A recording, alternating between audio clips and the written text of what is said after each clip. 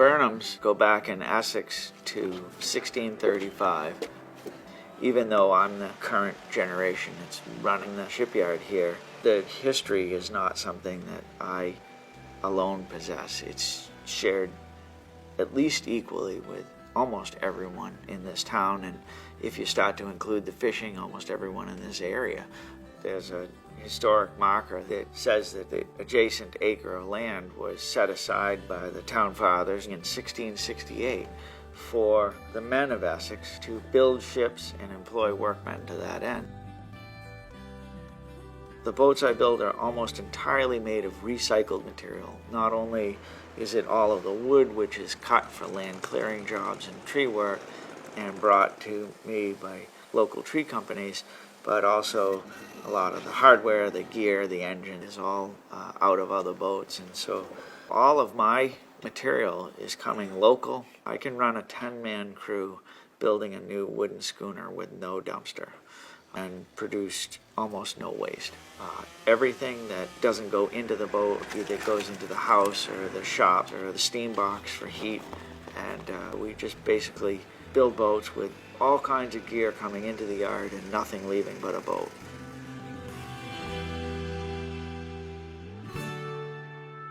At the end of the day, a wooden boat or a wooden ship is not much more than a pile of wood.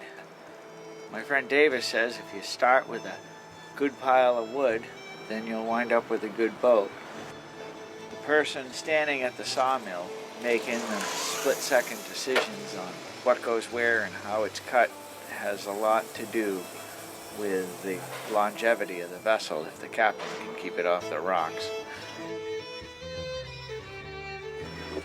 What you have to do is know every piece in the boat, know what it looks like. Once you know what every piece in the boat looks like, you look at each log and you try to see the piece in the log, and then just take away everything that doesn't look like the parts of the boat that you want. I know I've got a long piece of locust. I could use it for planking or clamps, or I could use it for a deck beam. It's not going to be a frame, it's too long and too straight. So I look for those pieces in the log and just mill it accordingly. I think it's a deck beam. So if you look, it has a curve going this way. That's a sweep. It'll probably actually make about 1, 2, 3, 4 deck beams anyway.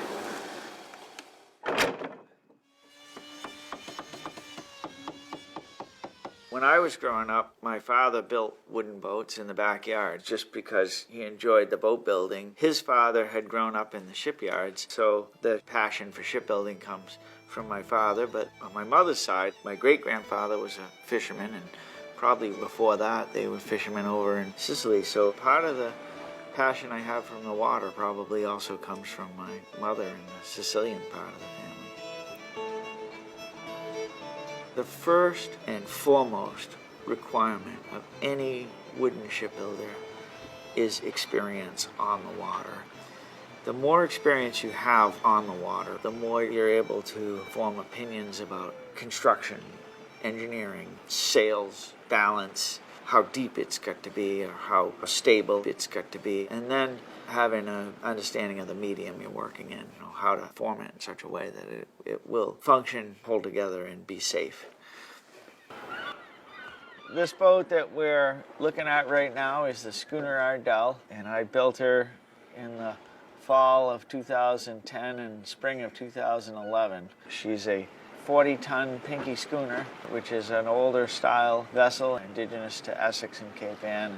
This one I use for taking people out sailing and allowing them to see the waterfront and Cape Ann seascapes and landscapes from a working fishing vessel.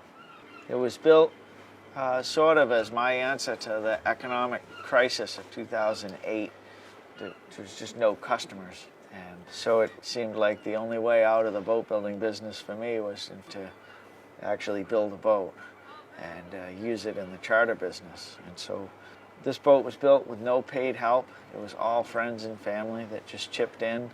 That's really what has kept me in business, is the fact that there are so many people who feel the need to keep this business going in spite of the fact that there's no money in it. So here we are on a Thursday in early March, a cold and raw day, and there were no less than 20 people here volunteering to help operate this piece of machinery and haul this vessel. And that community spirit is really what's kept me going. Because of their commitment, I'm able to do what I do. This boat's just hauled out here for a quick shave and a haircut. You can see some of the paint is worn off at the waterline. She needs a quick light sanding and a little priming and painting, and we hope to be back in the water within a week or two.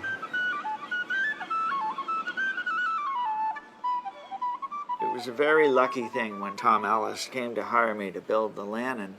I was 29 years old. I had worked and played building boats my whole life and had a lot of experience as a professional mariner working with Coast Guard regulations and studying boat design. But what was unique to me at the time was I was able to ask people who had worked in the old shipyards building sawn frame and tunnel fastened vessels, friends of mine who had grown up in Essex building other types of boats as well, and a few old-timers who had actually done the heavy construction who I could go to. And thankfully, they were able to come down and show us what to do and tell us what to do, and we were able to get first-hand oral history and first-hand experience out of people who today aren't any longer with us. And because of that timing kept the town and the methods and the work continuous as opposed to us having to reinvent the wheel.